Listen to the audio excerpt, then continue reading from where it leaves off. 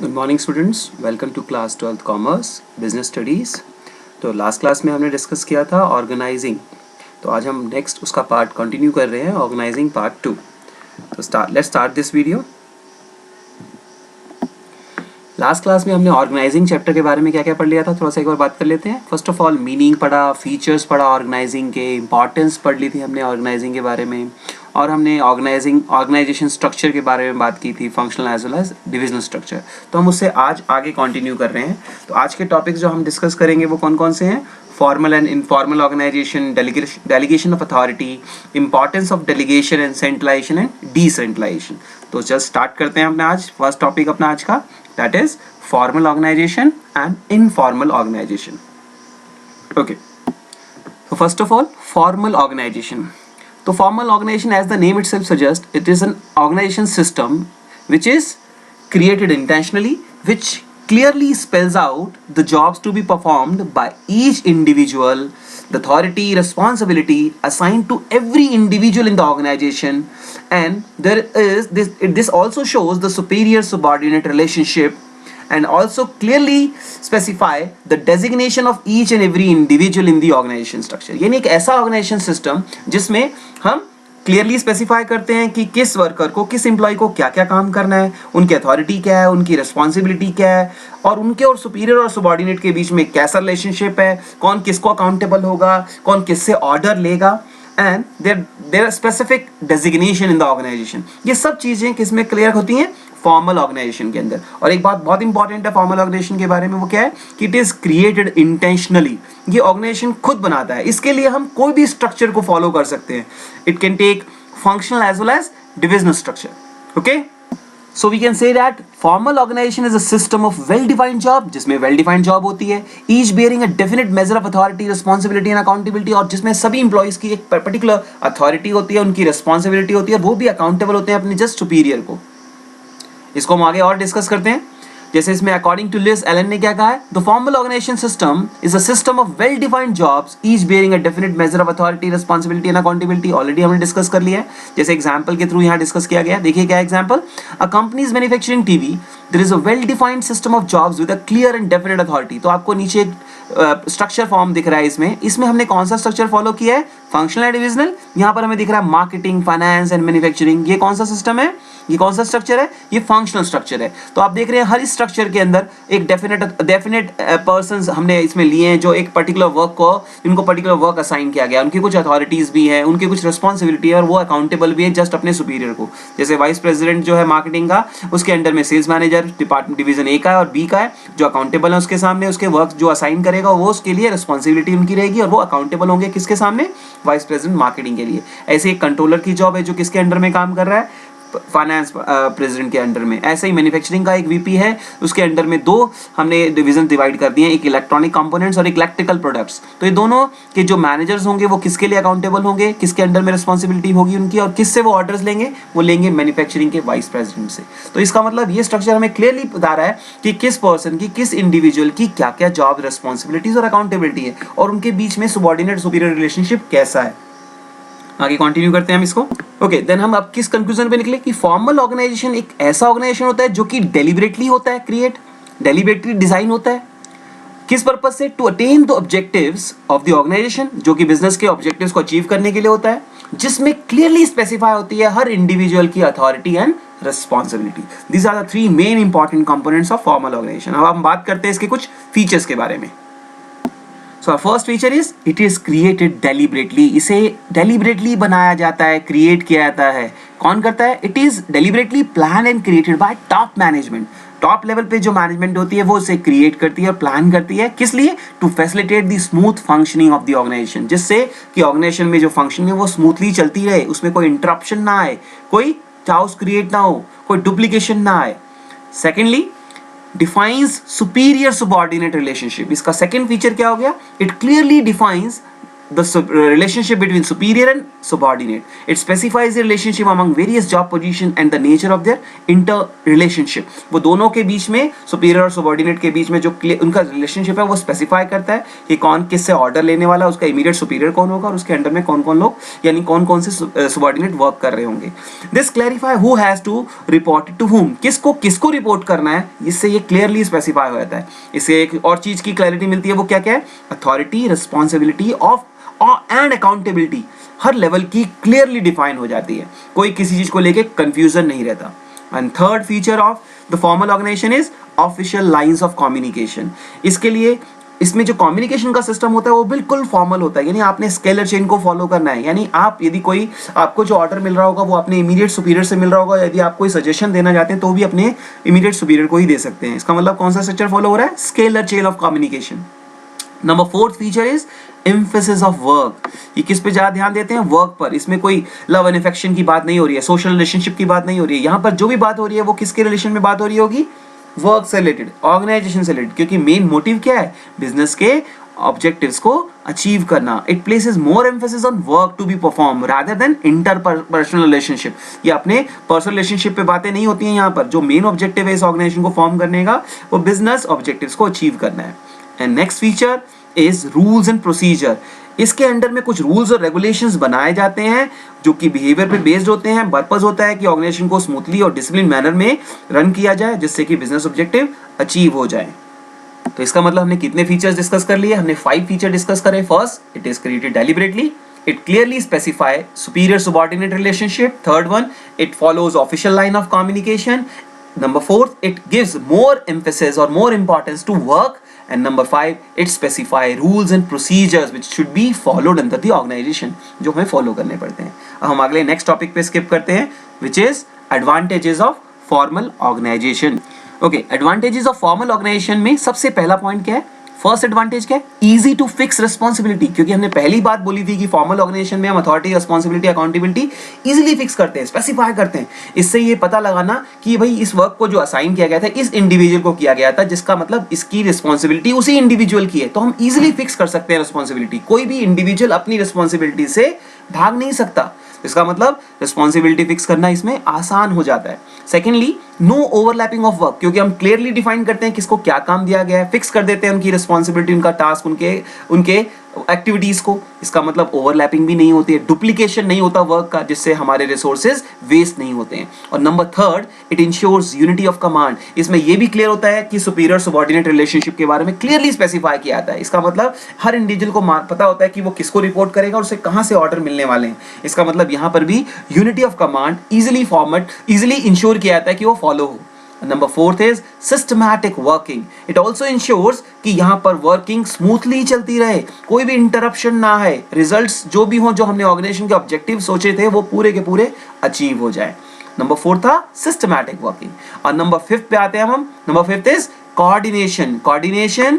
इसका मतलब formal organisation के थ्रू हम ये भी इंश्योर करते हैं कि जितनी भी एक्टिविटीज डिफरेंट डिपार्टमेंट्स में हो रही हैं उनके बीच में कोऑर्डिनेशन बना रहे, कोई कंफ्यूजन ना रहो किसी टास्क को लेके कि कौन काम करने वाला है, कौन नहीं करने वाला. और इजीली जो इंटर डिपार्टमेंटल हमारी जो कोऑर्डिनेशन की एक्टिविटीज होती है वो भी इजीली हम फॉलो कर पाए, जिससे कि दोनों के बीच में, दो डिफरेंट डिपार्टमेंट्स के बीच में भी किसी वर्क को लेके कंफ्यूजन ना हो, कोई किसी के लिए वेटिंग प्रोसीजर में ना लगा रह जाए. इसका मतलब ये भी इंश्योर करता है फॉर्मल ऑर्गेनाइजेशन की कोऑर्डिनेशन भी बना रहे विद इन दी डिपार्टमेंट भी और इंटर डिपार्टमेंटल भी. ओके, अब हम नेक्स्ट कंटिन्यू करते हैं. Limitations of formal organisation. इसमें कुछ कमियां भी हैं.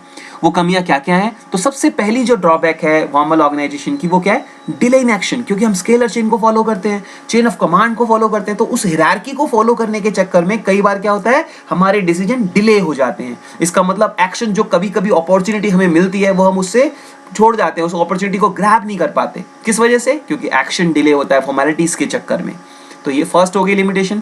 Second is no scope for creativity नहीं मिलती है, क्योंकि पॉलिसीज रिजिड है, उसमें ज़्यादा चेंजेस हम कर नहीं सकते हैं. चेंजेस करने के लिए हमें बहुत सारी परमिशंस लेनी पड़ेंगी, किसी से ऑर्डर अप्रूवल लेना पड़ेगा, कंसर्न लानी पड़ेगी अपने सुपीरियर की. तो हो सकता है वो कई बार उस चक्कर में हम इस चीज़ को इनिशिएट ही नहीं करते, क्रिएटिविटी को लेके ही नहीं आते. जिसका मतलब ये इंश्योर करते हैं कि इसमें अलाउ नहीं मिलता, हमें अप्रूवल नहीं मिलता ऑर्गेनाइजेशन में, फॉर्मल ऑर्गेनाइजेशन में किसी भी नई क्रिएटिविटी को एम्फेसाइज करने के लिए, उसको फॉलो करवाने के लिए।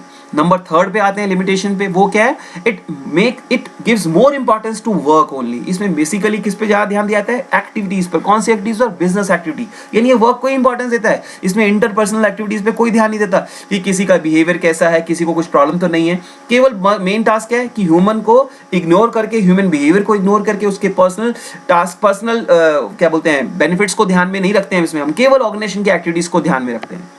इसका मतलब इसमें लोगों की जो सेंटिमेंट्स होते हैं, उनकी कुछ वैल्यूज होती हैं, उनके कुछ क्या बोलते हैं टेस्ट एंड प्रेफरेंसेस होते हैं, उनको बिल्कुल ओवरलुक कर दिया जाता है। और मेन टास्क, मेन वर्क किस पे एम्फेसाइज किया जाता है, to work only. Main task क्या है, बिजनेस एक्टिविटीज परफॉर्म करना और ऑर्गेनाइजेशन के ऑब्जेक्टिव्स को अचीव करना।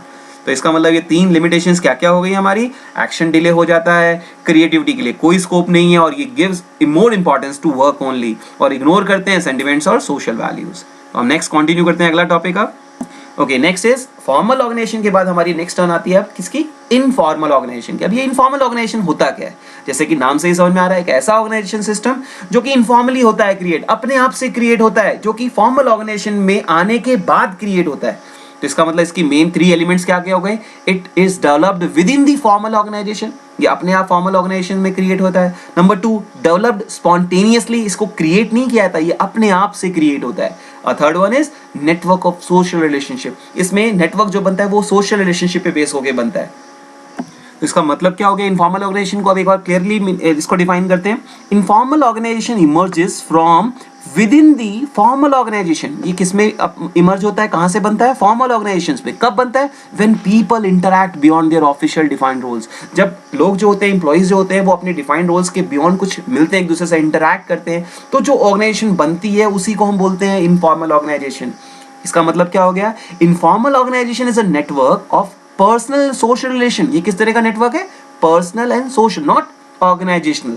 It is not established pre required by the formal organisation, इसके बारे में कोई डिस्क्रिप्शन नहीं दी जाती, कोई रिक्वायरमेंट नहीं होती फॉर्मल ऑर्गेनाइजेशन में, बट अराइजिंग स्पॉन्टेनियसली, बट ये अपने आप से अराइज हो जाता है। कैसे, as people associated with one another, जब लोग एक दूसरे के कॉन्टैक्ट में आते हैं, उनसे इंटरैक्ट करते हैं, तो नई ऑर्गेनाइजेशन जो बनती है उस समय पर, जो इनफॉर्मल ऑर्गेनाइजेशन बनती है, उसी को हम बोलते हैं इनफॉर्मल ऑर्गेनाइजेशन। इसको हम एक एग्जांपल से भी डिस्कस करते हैं आगे। अब नेक्स्ट, तो एक बार वापस से बात करते हैं इनफॉर्मल ऑर्गेनाइजेशन क्या होती है। Informal organisation is a voluntary independent organisation, voluntary है, अपनी इच्छा से बनती है, इसको बनाया नहीं जाता, इंडिपेंडेंट भी होती है, developed automatically between individual in the organisation, ये अपने आप डेवलप होती है, किसके बीच में, इंडिविजुअल के बीच में। कौन से इंडिविजुअल, जो ऑर्गेनाइजेशन में काम कर रहे हैं, किस बेसिस पर, to satisfy their social and human needs. कई बार हम एक सी ऑर्गेनाइजेशन में काम कर रहे होते हैं और हमारे कुछ लोगों से हमारी फ्रेंडशिप हो जाती है, जिनके साथ बैठ के हम कैफेटेरिया में कॉफी पी लेते हैं, कभी चाय पी लेते हैं, कभी इधर वॉक करने निकल जाते हैं। तो इस तरह की जो ऑर्गेनाइजेशन बनती है 3 या 4 फ्रेंड्स के बीच में, कभी हम निकल गए, तो उसको हम क्या बोलते हैं, इनफॉर्मल ऑर्गेनाइजेशन। तो it is a spontaneous relationship that is not created by management, जो कि मैनेजमेंट ने क्रिएट नहीं की है। This organisation is formed informally, जो कि इनफॉर्मली बनती है, किसके बीच में, between workers on the basis of friendship and common interest, उनके कॉमन इंटरेस्ट के बेसिस पर और उनके फ्रेंडशिप के बेसिस पर जब कोई ऑर्गेनाइजेशन फ्रेम होती है, कोई बन जाती है, जिसका रिलेशन किसी भी तरीके से फॉर्मल ऑर्गेनाइजेशन के ऑब्जेक्टिव को अचीव करना नहीं होता, ऐसी ऑर्गेनाइजेशन को हम इनफॉर्मल ऑर्गेनाइजेशन बोलते हैं। तो ये कहाँ पे क्रिएट होती है, it develops within the formal organisation. जब आप फॉर्मल ऑर्गेनाइजेशन के कांटेक्ट में आते हैं, तब जिनसे आप कांटेक्ट करते हैं एम्प्लॉइज के साथ on the basis of their interest, common interest, relationship, friendship, तो जो ऑर्गेनाइजेशन बनेगी उसे हम क्या बोलते हैं, इनफॉर्मल ऑर्गेनाइजेशन। जैसे आप इसके बारे में एक एग्जांपल लेते हैं। वैसे मान लीजिए एक ऑर्गेनाइजेशन है, उसके अंदर कुछ लोग काम कर रहे हैं, suppose these are the 8 people जो इसमें वर्क कर रहे हैं। अब 8 पीपल्स को कोई काम मिला है, जो उनको एक टास्क असाइन किया गया है, और उनके बीच में उनको एक बॉस बना दिया हमने, जिसको वो रिपोर्ट करेंगे, जिससे उनको ऑर्डर मिलने वाले हैं। इन बिटवीन वो अपने आप को रिफ्रेश करने के लिए उन्होंने संडे को एक मैच ऑर्गेनाइज कर लिया, और उस मैच के अंदर मान लीजिए इनमें से 8 लोगों में से केवल 5 और 6 लोग आर प्रेजेंट, जो कि उस पार्टिसिपेट कर रहे हैं उस मैचेस के अंदर, या उस क्रिकेट मैच के अंदर, या वो हो सकता है वो क्रिकेट मैच ना हो, वो एक जगह पे टी पार्टी उन्होंने ऑर्गेनाइज कर ली, या कोई कैफेटेरिया में कॉफी पार्टी ऑर्गेनाइज कर ली। तो उस समय पर जो भी इंप्लॉइज उसका पार्ट होंगे, वो किस तरह की ऑर्गेनाइजेशन कहलाएगी, वो इनफॉर्मल ऑर्गेनाइजेशन कहलाएगी। इसका मतलब फॉर्मल ऑर्गेनाइजेशन के साथ जब आप आते हैं फॉर्मल ऑर्गेनाइजेशन में, उन ऑब्जेक्टिव को अचीव करने के लिए जब आप किसी लोगों के इंटरेक्शन में आते हैं, एक दूसरे से मिलते हैं, और आपकी फ्रेंडशिप या कुछ बिहेवियर एक दूसरे से मैच कर जाता है, टेस्ट प्रेफरेंसेस मिल जाते हैं, जिसके बेसिस पर आपकी फ्रेंडशिप हो जाती है, और आप एक ऑर्गेनाइजेशन फ्रेम कर लेते हैं, कुछ ग्रुप बना लेते हैं, उस ग्रुप को, उस ऑर्गेनाइजेशन सिस्टम को ही हम बोलते हैं इनफॉर्मल ऑर्गेनाइजेशन। जैसे यहाँ पे दिख रहा है कि इन 8 लोगों में से सपोज 6 लोगों ने एक क्रिकेट मैच में पार्टिसिपेट करा, या 5 लोगों ने एक टी या कॉफी पार्टी में पार्टिसिपेट किया, तो इस ऑर्गेनाइजेशन को हम क्या बोलेंगे? Informal organisation. अब आगे कंटिन्यू करते हैं। Okay, first feature of organisation for informal organisation is it gets created automatically. ये अपने आप क्रिएट होती है, इसे डेलिबरेटली क्रिएट नहीं किया जाता। जैसे आपने सुना था फॉर्मल ऑर्गेनाइजेशन को हम डेलिबरेटली क्रिएट करते हैं, पर्पस क्या था वहां पर? उनका ऑर्गेनाइजेशन के ऑब्जेक्टिव को अचीव करना, जबकि ये अपने आप से क्रिएट होती है स्पॉन्टेनियसली, इसके लिए कोई एफर्ट्स नहीं लगाना आपने। सेकेंडली, इसका जो पर्पस होता है वो क्या होता है? Psychological satisfaction. ऑर्गेनाइजेशन के ऑब्जेक्टिव से कोई लेना देना नहीं है, ये किस लिए वर्क करते हैं? अपनी इंटरनल सेटिस्फेक्शन के लिए। आपको एक दूसरे के साथ बैठ के बात करने में अच्छा लगता है, आपके ग्रुप बन गए उस बेसिस पर, तो उसके लिए उस ऑर्गेनाइजेशन को हम क्या बोलते हैं? इनफॉर्मल। तो इसका मतलब वहां पे किस तरह की सेटिस्फेक्शन मिल रही है आपको? Psychological satisfaction. Thirdly, informal organisation doesn't have fixed line of communication. यहाँ पे कोई फिक्स लाइन ऑफ कम्युनिकेशन नहीं है, कोई स्केलर चेन है, यूनिटी ऑफ कमांड फॉलो नहीं करना, सब एक दूसरे से मिलकर बात कर रहे हैं, कोई ऑर्डर देने वाला व्यक्ति नहीं है, कोई रिस्पॉन्सिबिलिटी अकाउंटेबिलिटी नहीं क्रिएट होगी यहाँ पर आपकी। इसका मतलब यहाँ पर कोई फिक्स लाइन ऑफ कम्युनिकेशन नहीं है। Number fourth, source of information can not be known. यहाँ पर यदि कोई इन्फॉर्मेशन किसी से मिलती है आपको, तो आप उसका पता नहीं लगा पाओगे, क्योंकि ये एक इन्फॉर्मल तरीके से हुई है, कोई कम्युनिकेशन का कोई पर्टिकुलर चैनल नहीं है, कोई नेटवर्क नहीं है, जिसका मतलब कोई स्केलर चेन फॉलो नहीं हो रही है। यानी ऑथेंटिसिटी का पता लगाना किसी पर्टिकुलर बात के बारे में यहाँ पर बहुत डिफिकल्ट होता है। So source of information can't be known. Number fifth, the relationship is based upon friendship and common interest. यहाँ पर जो ये ग्रुप फॉर्म होता है या ये ऑर्गेनाइजेशन बनती है, किस पे बेस्ड होती है? आपकी फ्रेंडशिप पर और आपके कॉमन इंटरेस्ट पर।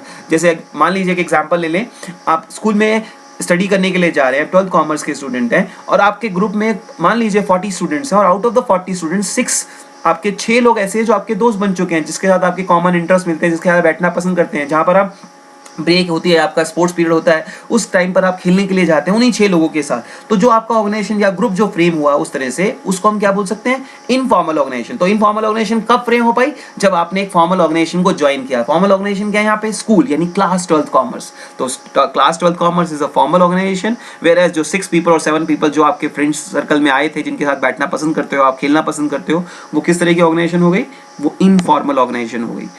Next, the existence of informal organisation depends on formal organisations. ये ऑलरेडी मैं बता चुका हूं कि इनफॉर्मल ऑर्गेनाइजेशन का जो स्ट्रक्चर होता है उसकी एग्जिस्टेंस किस पे डिपेंड करती है? फॉर्मल। यानी फॉर्मल ऑर्गेनाइजेशन स्ट्रक्चर होगा तभी इनफॉर्मल ऑर्गेनाइजेशन स्ट्रक्चर क्रिएट होगा। जैसे मैंने बताया स्कूल से आपका ग्रुप बना, तो इसका मतलब उसकी एग्जिस्टेंस इनफॉर्मल ऑर्गेनाइजेशन की किस पे डिपेंड करती?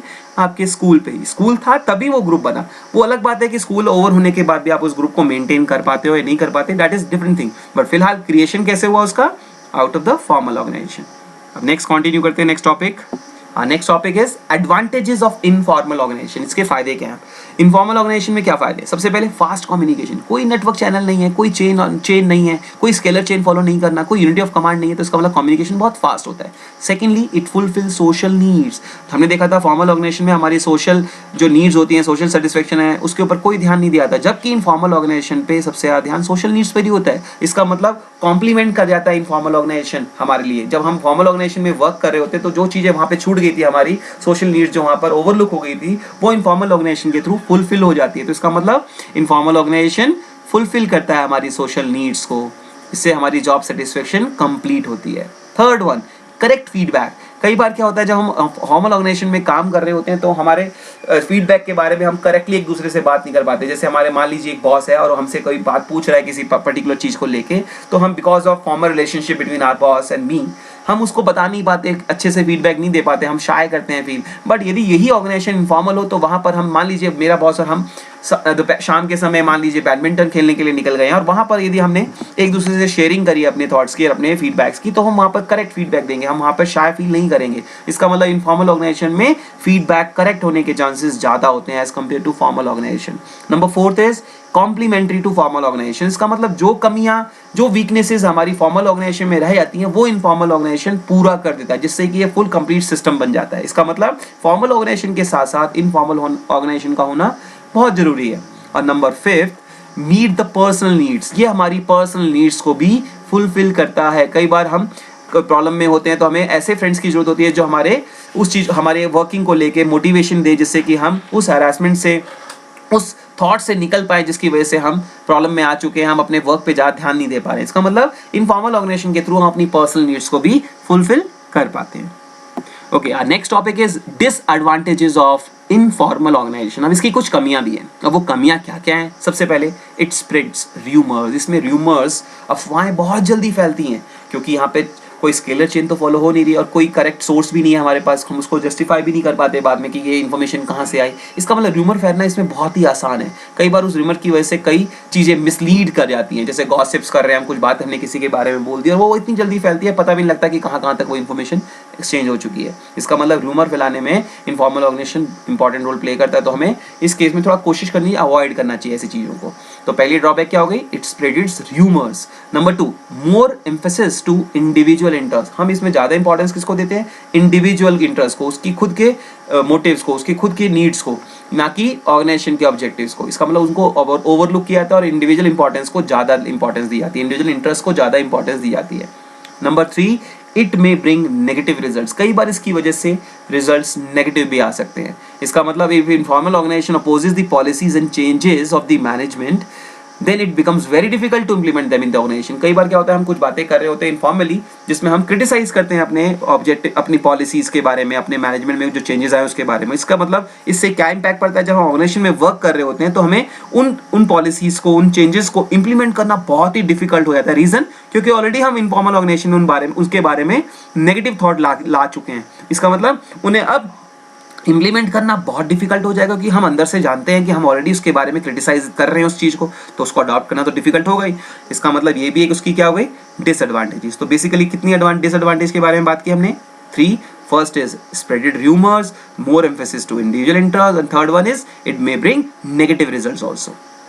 अब हमने बात कर ली थी फॉर्मल की और इनफॉर्मल ऑर्गेनाइजेशन की, हमने पूरा डिस्कस कर लिया। अब इसके बेसिस पर हम इजीली इनके बीच में डिफरेंस भी पता लगा सकते हैं। तो सबसे पहला डिफरेंस क्या है फॉर्मल और इनफॉर्मल में? फॉर्मेशन को लेके। तो हमें क्लियरली पता है कि फॉर्मल ऑर्गेनाइजेशन डेलिबरेटली क्रिएट होता है, जबकि ये स्पॉन्टेनियसली, अपने आप से ऑटोमेटिकली क्रिएट होता है। नंबर 2, फॉर्मल ऑर्गेनाइजेशन का ऑब्जेक्टिव क्या है? बिजनेस ऑब्जेक्टिव को अचीव करना, जबकि इनफॉर्मल ऑर्गेनाइजेशन के ऑब्जेक्टिव क्या है? Individual need, social satisfaction. ये पर्पस होता है हमारा इसमें, सोशल नीड्स को फुलफिल करना। यहाँ पर बिजनेस ऑब्जेक्टिव्स को अचीव करना। कौन से? बिजनेस। Next is structure. इसमें वेल डिफाइंड स्ट्रक्चर होता है, अच्छे से हम डिफाइन करते हैं किसकी जॉब्स, किसकी अथॉरिटी, किसकी अकाउंटेबिलिटी, रिस्पॉन्सिबिलिटी क्या है। इसमें कुछ भी डिफाइन नहीं किया था। बिहेवियर, फॉर्मल ऑर्गेनाइजेशन में प्रेस्क्राइब्ड पैटर्न होता है, रूल्स रेगुलेशन बनाते हैं, किसको किसको अप्रोच करना है, कौन कहाँ से ऑर्डर मिलेगा, किसको आप रिपोर्ट करेंगे। तो प्रेस्क्राइब्ड पैटर्न है इसमें कुछ भी पैटर्न नहीं है। इसमें म्यूचुअल कंसेंट है, कोई किसी से भी कभी भी बात कर सकता है। कम्युनिकेशन, इसमें ऑफिशियल लाइन ऑफ कम्युनिकेशन को, यानी स्केलर चेन को फॉलो करते हैं। इसमें कन्वीनियंस देख के फॉलो करते हैं हम कम्युनिकेशन, किसी से भी कोई भी बात कर सकता है। इसमें जो मैनेजर होते हैं वो होते हैं लीडर्स, जबकि इसमें हम अपने में से ही किसी एक पर्सन को, मेंबर को लीडर बना सकते हैं। स्टेबिलिटी, इसमें जो फॉर्मल ऑर्गेनाइजेशन होता है वो मोर स्टेबल होता है, जबकि इनफॉर्मल ऑर्गेनाइजेशन की लाइफ काफ़ी कम होती है, शॉर्ट लाइफ होती है। जैसे आज मान लीजिए आपके 5 लोगों से फ्रेंडशिप है, हो सकता है अगली बार आपकी उनमें से किसी एक से फ्रेंडशिप ना रहे, वो छोड़ के दूसरी जगह जॉब ज्वाइन कर ले, तो उस केस में उसकी लाइफ शॉर्ट हो जाती है। तो इसका मतलब इनफॉर्मल ऑर्गेनाइजेशन की लाइफ ज़्यादा बड़ी नहीं होती। फ्लेक्सिबिलिटी के पॉइंट से सोचें तो formal organisation maximum rigid structure है, जबकि इसमें हम चेंजेस नहीं कर सकते। इनफॉर्मल ऑर्गेनाइजेशन में फ्लेक्सिबिलिटी ज़्यादा होती है, इसमें हम चेंजेस ला सकते हैं, इसमें चेंजेस किया जाना आसान है। अब नेक्स्ट है रूल्स।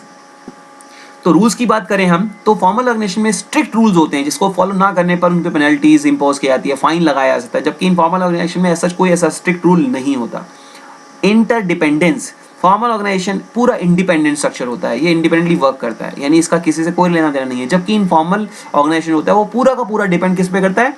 फॉर्मल ऑर्गेनाइजेशन पे डिपेंड करता है। यदि मान लीजिए आप एक ऑर्गेनाइजेशन में वर्क कर रहे हैं, तो उसमें जो इंप्लॉइज होंगे वही आपके फ्रेंड सर्कल होगी। आपने वो ऑर्गेनाइजेशन चेंज कर ली तो आपका वो ग्रुप जो था पहले, वो उससे अब छूट जाएगा और आप नए ऑर्गेनाइजेशन में ज्वाइन करते हो, वहाँ नेक्स्ट एक नया ग्रुप बन जाएगा। इसका मतलब वहाँ इंटरडिपेंडेंस किसकी हुई? यानी ऑर्गेनाइजेशन, इनफॉर्मल ऑर्गेनाइजेशन किस पे डिपेंड करता है? बेसिकली फॉर्मल ऑर्गेनाइजेशन पे, जबकि फॉर्मल ऑर्गेनाइजेशन इनफॉर्मल ऑर्गेनाइजेशन पे डिपेंड नहीं करता। तो ये हमने कौन से पॉइंट डिस्कस कर लिए सारे? Difference between formal organisation and informal organisation. Okay, next topic is delegation of authority. अभी डेलीगेशन ऑफ अथॉरिटी क्या? डेलीगेशन का मतलब सौंपना, अथॉरिटी का मतलब अधिकार, यानी अपनी अथॉरिटीज आप दूसरों को दे रहे हैं, काम करने के लिए दे रहे हैं। तो इसका मतलब ये कब होगा? जब सबसे पहले आप अपने टास्क को, अपनी एक्टिविटीज को दूसरों को असाइन करेंगे। तो इसका मतलब सबसे पहली चीज डेलीगेशन ऑफ अथॉरिटी के लिए क्या होनी चाहिए? Assigning work to others. जब आप लोगों को काम देंगे तो उन काम को करने के लिए उन्हें प्रॉपर पावर्स देनी पड़ेंगी, मींस अथॉरिटी देनी पड़ेगी। अथॉरिटी देने का मतलब हो गया giving them authority to do the task. वो टास्क जो आपने असाइन किया था उनको काम को करने के लिए authority they the. Distribution of workload, अब वर्कलोड दूसरों पे आपने असाइन कर दिया। इसका मतलब जिस इंडिविजुअल को आपने वो वर्क असाइन किया उसका मतलब वो उस वर्क के लिए क्या हो गया? रिस्पॉन्सिबल, और उसकी अकाउंटेबिलिटी होगी टुवर्ड्स यू, कि अब उसको जवाब देना पड़ेगा यदि वो काम टाइम से नहीं कर पाता है या क्यों नहीं हुआ वो काम। तो इसका मतलब ये सब चीजें होना डेलीगेशन ऑफ अथॉरिटी में बहुत जरूरी है। तो हम डेलीगेशन ऑफ अथॉरिटी को एक बार वापस बात करते हैं उसके मीनिंग के बारे में। डेलीगेशन ऑफ अथॉरिटी होती क्या है? Okay, in every organisation managers are assigned lot of work. Manager को बहुत सारा काम मिलता है, तो अकेले उसके लिए वो सारा काम करना बहुत डिफिकल्ट होता है। तो कई बार क्या होता है, he must share his duties with subordinates. अब उसको कई बार अपना काम अपने से नीचे के जूनियर सबऑर्डिनेट्स मैनेजर के साथ शेयर करना पड़ता है। अब उनकी स्किल्स के ऊपर बेस करके वो अपना कुछ टास्क उनको असाइन कर सकता है। तो डेलीगेशन हुआ क्या basically? Delegation refers to downward transfer of authority from a superior to a subordinate, यानी आप अपनी अथॉरिटी दूसरों के साथ शेयर करें। दूसरे मीन्स जो आपके अंडर में काम कर रहे हैं, मीन्स आपके सबऑर्डिनेट जो आपके अंडर में काम कर रहे हैं। It is a pre requisite to the efficient functioning of an organisation. ये बहुत जरूरी है किसी भी एफिशिएंट फंक्शनिंग के लिए ऑर्गेनाइजेशन में कि वो अपने अथॉरिटी अपनी जूनियर्स के साथ शेयर करे, because it enables a manager to use his valuable time on high priority activities. इससे क्या होगा, जो उसका वर्कलोड हो जाएगा वो कम हो जाएगा और वो ज्यादा प्रायोरिटी जो एक्टिविटीज है, हाई प्रायोरिटी एक्टिविटीज पे ज्यादा स्ट्रेस दे पाएगा, और जो लो प्रायोरिटी है उनको वो अपने जूनियर्स के साथ शेयर कर सकता है, उनको काम वो डेलीगेट कर सकता है। तो delegation is the result of human limitation to the span of management. It also satisfies the subordinate needs for recognition and provides them with opportunities to develop and exercise initiative. इसका मतलब इससे कई चीज़ों का फायदा मिलता है। एक तो subordinates को ये लगता है कि भाई हमें recognition मिल रही है, हमें task मिल रहा है, हमें powers मिल रही है उन काम को करने के लिए, opportunity मिल रही है जिससे कि मैं अब as an individual, as a worker develop हो पाऊँ और मेरी भी growth हो पाए individually। तो delegation authority उस पर work करता है। तो इसका मतलब delegation authority हो गया It is a process of entrusting responsibility and authority to the subordinates and creating accountability on those employees who are entrusted responsibility and authority. इसका मतलब एक ऐसा प्रोसेस जिसमें आप अपने इंडिविजुअल को अपने सबऑर्डिनेट्स को रिस्पॉन्सिबिलिटीज देते हो, अथॉरिटीज देते हो, पावर्स देते हो उस कामों को करने के लिए, जिसकी वजह से क्या होता है, उनकी अकाउंटेबिलिटी क्रिएट होती है जिनको आपने वो अथॉरिटी और रिस्पॉन्सिबिलिटी असाइन किया था। तो इसी को हमने एक प्रोसेस के थ्रू दिखाया गया है। जैसे देखो, एक मैनेजर है और एक सबऑर्डिनेट। तो मैनेजर ने कुछ काम अपना डेलीगेट कर दिया अपने सबऑर्डिनेट्स को, और उस काम को करने के लिए उसने कुछ अथॉरिटीज भी उसको असाइन करी, जिसकी वजह से अब वो पर्सन रिस्पॉन्सिबिलिटी अपनी कुछ शेयर कर ली इसके साथ। उसने तीन चीजें शेयर करी, एक तो टास्क शेयर किया, अथॉरिटी दे दी और रिस्पॉन्सिबिलिटी भी शेयर कर दी। अब वो काम किसके हाथ में आ चुका है? सबऑर्डिनेट्स के पास, और उसके पास अपने कामों को करने के लिए पावर्स भी दी गई हैं। अब वो यदि काम कर लेता है तो उसकी यदि काम कर लेता है तो कोई प्रॉब्लम नहीं होगी। इसका मतलब उस काम की रिस्पॉन्सिबिलिटी अब जो मैनेजर के लिए है वो इसकी हो गई, यानी ही इज रिस्पॉन्सिबल नाउ, और उसको जवाब भी देना पड़ेगा। इसका मतलब अकाउंटेबिलिटी भी इंपोज की गई, यानी अथॉरिटी और रिस्पॉन्सिबिलिटी देने से अकाउंटेबिलिटी क्या होती है? इंपोज हो जाती है। यानी अब मैनेजर को, जो ये सबऑर्डिनेट था, सबऑर्डिनेट को मैनेजर को जवाब देना पड़ेगा यदि वो प्रोसेस में जो टास्क उसको असाइन किया गया था उसको वो अच्छे से कंप्लीट नहीं कर पाता। तो इसी बेसिस पर हम बात कर सकते हैं एलिमेंट्स ऑफ डेलीगेशन की। तो हम एलिमेंट्स का मतलब इसमें कितने एलिमेंट्स हैं डेलीगेशन के अंदर? तो एलिमेंट्स जो हमने बात की थी वो किसी बेस पे बात की, उसके पूरे प्रोसेस पे बेस करके। तो प्रोसेस पे बेस करके हमने एलिमेंट्स कितने बना दिए? 3। First is authority, second is responsibility, third is accountability. जब आपने टास्क असाइन किया था तो उसको कंप्लीट करने के लिए अथॉरिटी शेयर करी। अथॉरिटी शेयर करने से वो पर्सन, वो एम्प्लॉय जिसको आपने ये टास्क असाइन किया, अथॉरिटी दी, वो रिस्पॉन्सिबल हो गया। अब उसकी अकाउंटेबिलिटी भी क्रिएट हो गई टुवर्ड्स यू कि भाई ये काम क्यों नहीं हुआ। तो इसका मतलब यानी प्रोसेस पे बेस करके ये तीनों हमारे पास एलिमेंट्स क्रिएट होते हैं। तो इसका मतलब डेलीगेशन से कितने मेन एलिमेंट्स हो गए इसके? सबसे पहले अथॉरिटी, फिर रिस्पॉन्सिबिलिटी और फिर अकाउंटेबिलिटी। इसी ऑर्डर में आप याद रखेंगे। पहले हमने अथॉरिटी दी जिसकी वजह से वो रिस्पॉन्सिबल हुआ और वो अकाउंटेबल हो गया। अब उसकी जवाबदेही भी हो गई, अब उसको जवाब देना पड़ेगा उस टास्क के लिए। तो हम वन बाय वन बात करते हैं। सबसे पहले अथॉरिटी के बारे में। अथॉरिटी का मतलब क्या होता है? Authority means power to take decision. आपने किसी अपने इंप्लॉइज को, जूनियर को, सबऑर्डिनेट को टास्क असाइन किया, अब उस टास्क को पूरा करने के लिए उसको कुछ पावर्स चाहिए।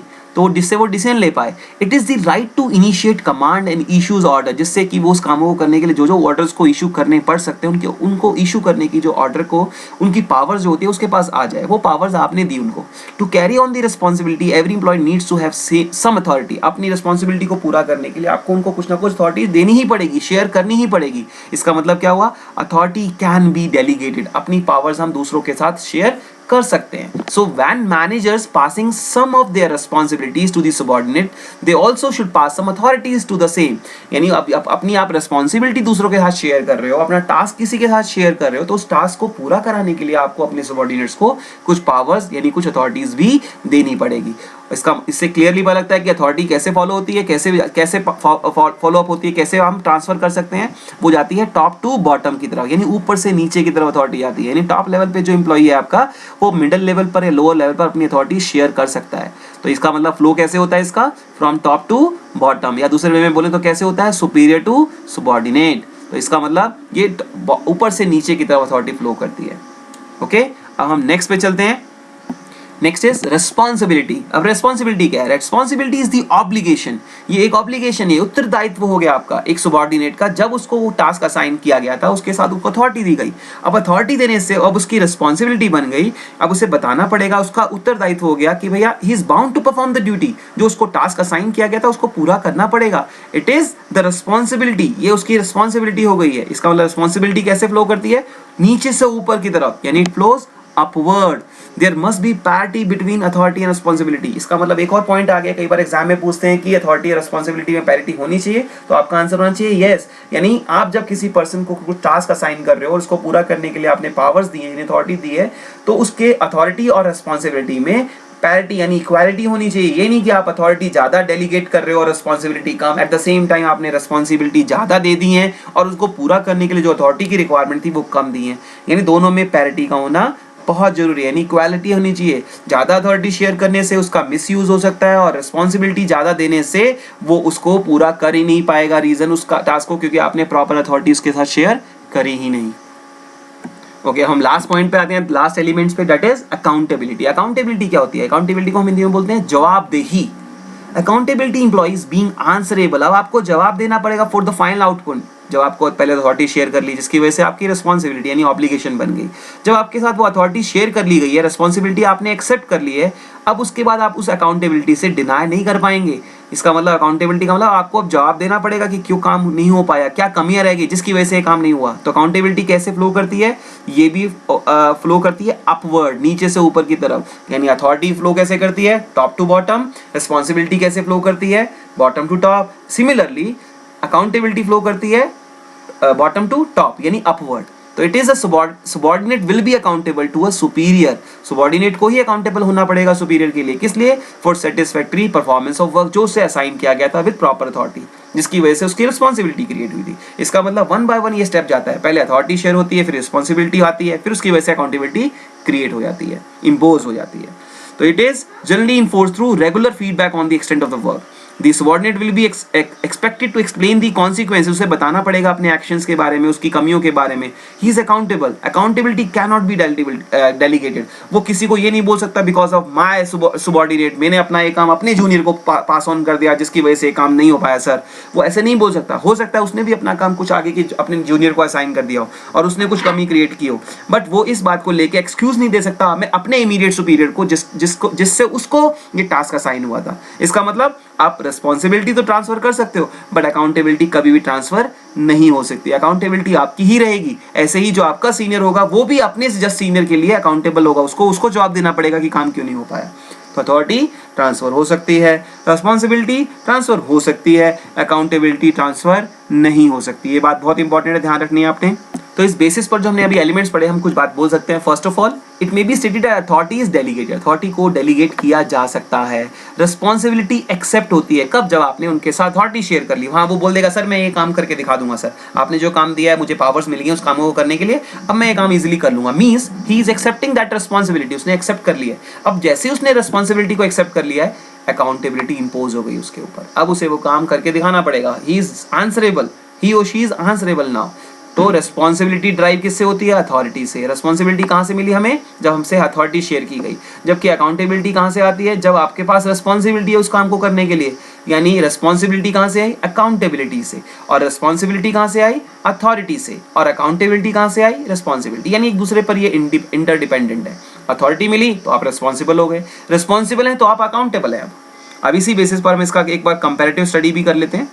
ठीक है, सबसे पहले कंपैरेटिव में स्टडी में अथॉरिटी, रेस्पॉन्सिबिलिटी और अकाउंटेबिलिटी में। मीनिंग, अथॉरिटी क्या होती है? राइट टू कमांड, अब आपके पास पावर्स आ गई हैं। रिस्पॉन्सिबिलिटी, ऑब्लिगेशन टू परफॉर्म, आपको वो काम करना पड़ेगा। Third, accountability, answerability to outcome, अब आपको जो आउटकम बोला गया था उसके लिए आप आंसरेबल हैं, जवाब देना पड़ेगा क्यों नहीं हुआ काम। सेकेंडली, डेलीगेशन, अथॉरिटी को डेलीगेट किया जा सकता है। Responsibility can not be delegated, आपको जो रिस्पॉन्सिबिलिटी आप उसको डेलीगेट नहीं कर सकते हो।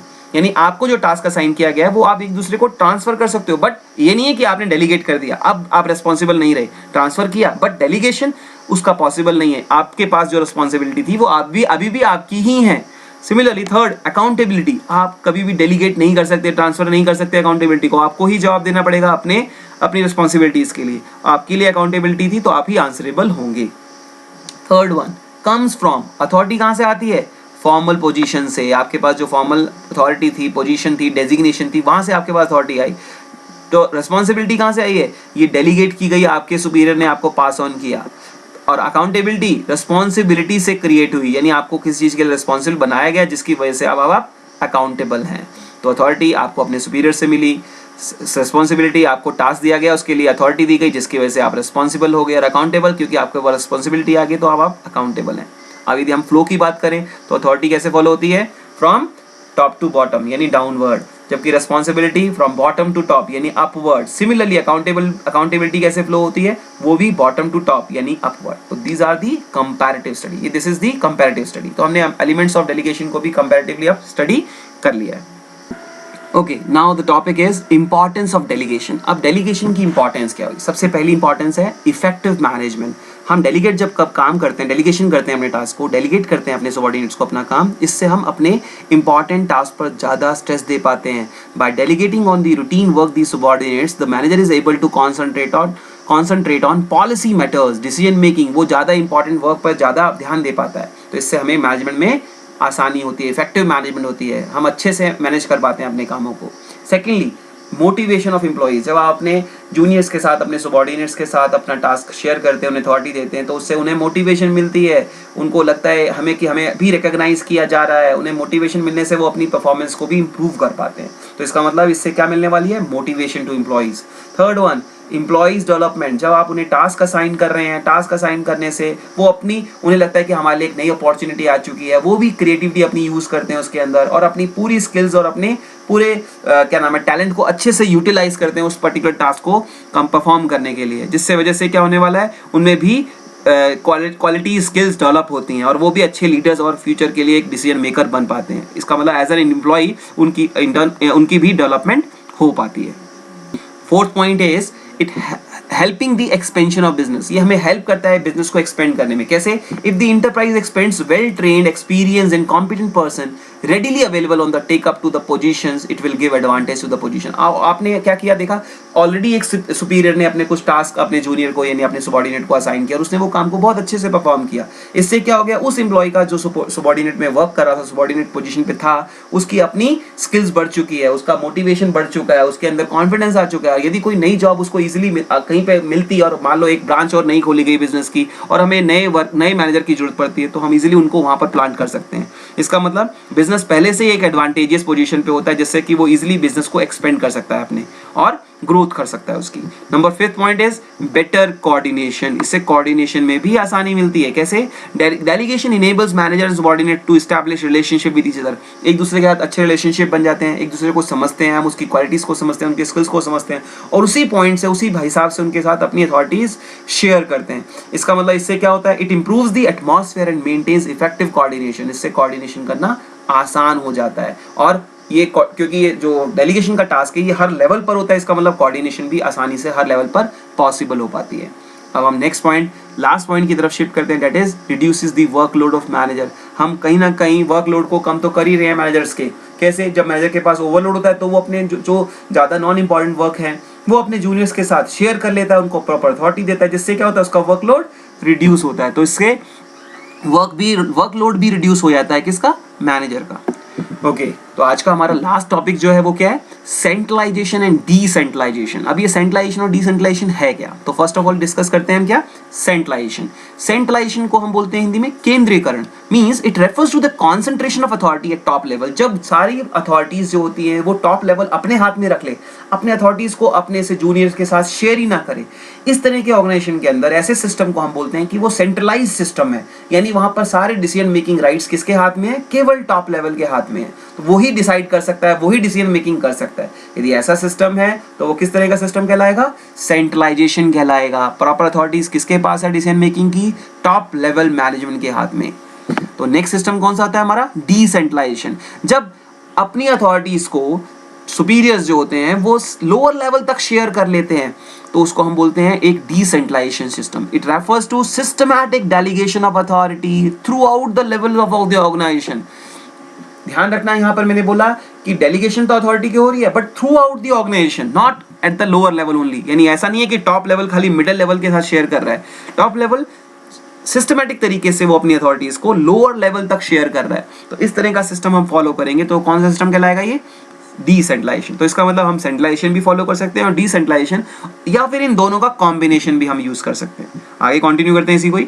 तो हमने बात की सेंट्रलाइजेशन और डिसेंट्रलाइजेशन की। तो सेंट्रलाइजेशन एक कंपनी के अंदर ऐसा या बिजनेस के अंदर सेंट्रलाइजेशन को ज़्यादा इंपॉर्टेंस नहीं दी जाती है, क्योंकि यदि टॉप लेवल पर ही सारी अथॉरिटी राइट्स हो जाएं, सारे डिसीजन मेकिंग के राइट्स होंगे, तो ये बहुत डिफिकल्ट होगा कि वो बिजनेस के गोल्स को इजीली अचीव कर पाए, क्योंकि इसके बहुत सारे ड्रॉबैक्स हैं। तो हम इसमें बात करने वाले हैं मेनली स्ट्रेस किस पे देने वाले हैं, डिसेंट्रलाइजेशन के ऊपर। तो हम बात करेंगे अब फर्स्ट ऑफ ऑल डिसेंट्रलाइजेशन। तो डिसेंट्रलाइजेशन होता क्या है, it means systematic dispersal of authority to the lower level. यानी सिस्टमैटिक तरीके से अथॉरिटी को शेयर करना throughout the level, throughout level तक।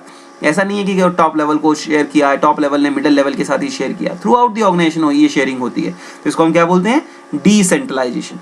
आगे बात करते हैं इंपॉर्टेंस ऑफ डिसेंट्रलाइजेशन की। इसके इंपॉर्टेंस क्या है। ओके तो फर्स्ट ऑफ ऑल इंपॉर्टेंस में पहला पॉइंट क्या है, डेवलप इनिशिएटिव अमंग सबऑर्डिनेट्स। यानी इससे क्या मिलने वाला है, मोटिवेशन मिलने वाला है सबऑर्डिनेट्स को। यानी आप अथॉरिटीज पास ऑन करेंगे अपने लोअर लेवल तक, तो उनको लगेगा कि हमें भी रिकॉग्नाइज किया जा रहा है, हम पे भी विश्वास किया जा रहा है, हमें भी हमारे पे भी कॉन्फिडेंस लिया जा रहा है, हम पे विश्वास करता है हमारा सुपीरियर। तो इससे कहीं ना कहीं उन्हें मोटिवेशन मिलेगा और वो अपने कॉन्फिडेंस को अच्छे से अप्लाई कर पाएंगे बिजनेस के अंदर, और उनकी परफॉर्मेंस इंक्रीज करेगी, इन्हांस करेगी, और कहीं ना कहीं उसका फायदा बिजनेस को मिलने वाला है। सेकेंडली, सेकेंड इंपॉर्टेंट पॉइंट क्या है, क्विक डिसीजन मेकिंग। यदि आपने अथॉरिटीज शेयर करी हुई हैं तो अब ऐसा नहीं होगा कि कोई आपके पास मान लो अपॉर्चुनिटी आई आपके पास और आपके पास डिसीजन मेकिंग राइट था, क्योंकि आपको वो डिसीजन मेकिंग राइट अपने सुपीरियर से मिला हुआ है, तो आपको अब उससे कोई अप्रूवल लेने की जरूरत नहीं पड़ेगी। आप अपॉर्चुनिटी को इजीली ग्रैब कर पाएंगे और अपने डिसीजन इमीडिएट ले पाएंगे, आपको वेट नहीं करना पड़ेगा। तो इसका मतलब डिसेंट्रलाइजेशन होने से डिसीजन मेकिंग बड़ा फास्टर हो जाता है, बहुत तेज होता है, हम बहुत जल्दी डिसीजन लेते हैं, यानी क्विक डिसीजन मेकिंग में ये हेल्प करता है। Third one, relief to top management. क्यों, क्योंकि इससे उनका वर्कलोड कम हो जाता है, क्योंकि वो अपनी अथॉरिटीज आपके साथ ऑलरेडी शेयर कर चुके हैं, जिसकी वजह से अब आप उनके कामों को भी कर पाएंगे। तो जो आपको टास्क असाइन किया गया है उसके लिए अथॉरिटी भी आपके पास है, अब आप उस टास्क को कर पाएंगे, और जो आपका सुपीरियर होगा वो केवल ज़्यादा इंपॉर्टेंट, ज़्यादा प्रायोरिटी बेस्ड वर्क पर ध्यान दे पाएगा, इससे उसका वर्कलोड रिड्यूस हो जाएगा। Fourth point is it facilitates growth. इससे ग्रोथ होने में भी हमें हेल्प मिलती है। कैसे, it enables the managers eight the lower level as well as the departmental heads to perform to their full potential and sense of healthy competition among the department। एक तो आपको competition feel होगा, आपको लगेगा कि यदि मेरे को टास्क असाइन किया गया है, पावर्स दी गई हैं, उसके लिए अथॉरिटी दी गई है, और यदि मैं उस काम को अच्छे से नहीं करूंगा तो हो सकता है नेक्स्ट टाइम ये विश्वास, ये जो रिलायबिलिटी हम पे ली गई थी, जो मेरे पे कॉन्फिडेंस दिखाया गया था, वो मेरे को ना दिखाया जाए और नेक्स्ट टाइम ये मुझे वर्क दिया ही ना जाए। इसका मतलब आप में कॉम्पिटिशन की फीलिंग भी आएगी और आप उस हेल्दी कॉम्पिटिशन को फेस करते हुए अपना मैक्सिमम आउटपुट कॉन्ट्रीब्यूट करोगे बिजनेस के अंदर, जिससे ऑर्गेनाइजेशन की डेवलपमेंट होगी और बिजनेस ग्रो करेगा। Next is democratic system. इसके अंदर डिसेंट्रलाइज फॉलो भी करता है कौन सा सिस्टम, डेमोक्रेटिक, यानी हम सब मिलके काम कर रहे होते हैं इसमें। It shares authority responsibility between managers throughout the organization. सब मिलके काम कर रहे हैं, तो ये कौन सा सिस्टम हुआ, डेमोक्रेटिक, क्योंकि सबके पास पावर्स है, सबके पास पावर्स, अथॉरिटी, राइट्स हैं, तो और सब मिलके काम कर रहे हैं, तो ये सिस्टम डेमोक्रेटिक सिस्टम है, जो कि एक अच्छा सिस्टम माना जाता है बिजनेस के अंदर। और लास्ट पॉइंट है हमारा बेटर कंट्रोल। इस डिसेंट्रलाइजेशन होने से इवैल्यूएट करना परफॉर्मेंस को बहुत आसान हो जाता है और कंट्रोल करना बहुत ईजी हो जाता है। इसका मतलब हमें कंट्रोल करने में भी आसानी होती है with the help of decentralization. एक पॉइंट और मेंशन हम कर सकते हैं इसमें कि इससे हमें हेल्प मिलती है कोऑर्डिनेशन करने में, यानी it helps to enable us to perform better coordination। इससे कोऑर्डिनेशन में भी हेल्प मिलती है। कौन सा कोऑर्डिनेशन? जो डिपार्टमेंट्स के बीच में भी हो सकता है, इंटर डिपार्टमेंटल जिसको बोलते हैं, और इंट्रा डिपार्टमेंटल कोऑर्डिनेशन भी हो सकता है। जो विद इन दी डिपार्टमेंट जो हम कोऑर्डिनेशन करते हैं वो भी आसान हो जाता है, क्योंकि आपको अथॉरिटीज पावर ऑलरेडी दी गई हैं, आपको पता है आपकी रिस्पॉन्सिबिलिटी क्या है और आप अकाउंटेबल किस चीज़ के लिए। तो कोऑर्डिनेशन में भी इससे आसानी होने वाली है। तो हमने अभी बात की सेंट्रलाइजेशन और डिसेंट्रलाइजेशन की। तो आपको लग रहा होगा कई बार कि ये सेंट्रलाइजेशन तो हमने ठीक मान लिया कि पावर्स को रिटेन करना at the top level, and decentralization का मतलब उसको शेयर करना throughout the lower level. तो इसका आपने डेलीगेशन में भी तो यही पढ़ा था, डेलीगेशन में भी तो यही करते थे हम।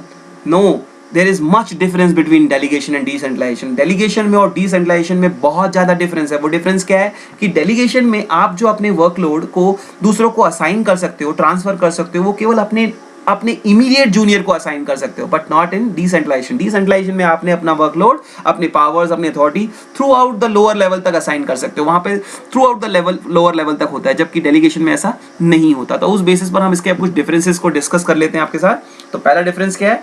मीनिंग। डेलीगेशन का मीनिंग क्या है? One person to another. Delegation जो होता है टास्क का, एक्टिविटीज का, अपना टास्क आपने दूसरे को देते हैं, ये एक आदमी दूसरे आदमी को देता है। एक मैनेजर ने अपने सुबॉर्डिनेट को असाइन कर दिया। जबकि डिसेंट्रलाइजेशन ये किसमें होता है? होल इन द ऑर्गेनाइजेशन, ये थ्रू आउट द ऑर्गेनाइजेशन होता है। इसका मतलब ये वन पर्सन टू पर्सन नहीं होता, ये थ्रू आउट द ऑर्गेनाइजेशन होता है। नेचर, डेलीगेशन इंडिविजुअलिस्टिक हो सकता है, यानी आपकी पर्सनल जजमेंट है कि आप अपने कामों को दूसरों को दोगे कि नहीं दोगे, अथॉरिटी दोगे कि नहीं दोगे। जबकि डिसेंट्रलाइजेशन कंपनी की पॉलिसी होती है, कंपनी का स्ट्रक्चर होता है, कंपनी के स्ट्रेटेजी होती है कि वो डिसेंट्रलाइजेशन फॉलो करेगी ना करेगी। ये टोटलिस्टिक होता है, यानी एज एन ऑर्गेनाइजेशन वर्क करता है, ना कि किसी एक इंडिविजुअल पे डिपेंड करता है। थर्ड वन, डेलीगेशन का जो स्कोप होता है वो लिमिटेड होता है, क्योंकि ये पर्सन टू पर्सन डिपेंड करता है। जबकि डिसेंट्रलाइजेशन एक वाइडर कॉन्सेप्ट रखता है, क्योंकि ये throughout the organization work करता है और ये कंपनी की खुद पॉलिसी और स्ट्रेटेजी पे डिपेंड करता है। Number fourth, responsibility. डेलीगेशन से क्या होता है?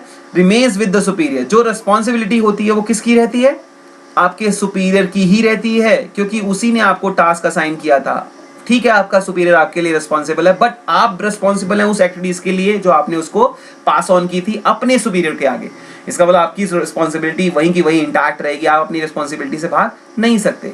जबकि डिसेंट्रलाइजेशन में आपकी रिस्पॉन्सिबिलिटी खत्म हो जाती है, क्योंकि ये ऑलरेडी पास ऑन किया गया है, सब रिस्पॉन्सिबिलिटी पहले से ही फिक्स्ड है, सबको पावर्स अलग अलग दी गई हैं। तो आप अपने कामों के लिए खुद रिलायबल होंगे, खुद रिस्पॉन्सिबल होंगे, सॉरी, आपकी रिस्पॉन्सिबिलिटी खुद होगी। आप अपने कामों के लिए अपने सुपीरियर को रिस्पॉन्सिबल नहीं ठहरा सकते कि भाई मुझे यहाँ से प्रॉब्लम थी, क्योंकि आपको पावर्स दी गई हैं तो आप रिलायबल हैं उस कामों के लिए।